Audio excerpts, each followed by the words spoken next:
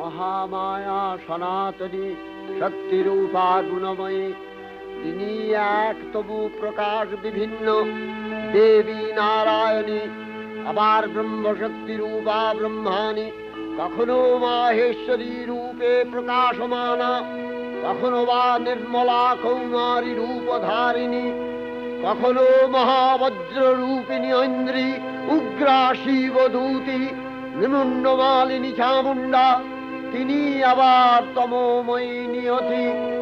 এই সর্বপ্রকাশমানা মহাশক্তি পরমা প্রকৃতির আবির্ভাব হবে সপ্তলোক, তাই আনন্দমগ্ন। বাজলো তো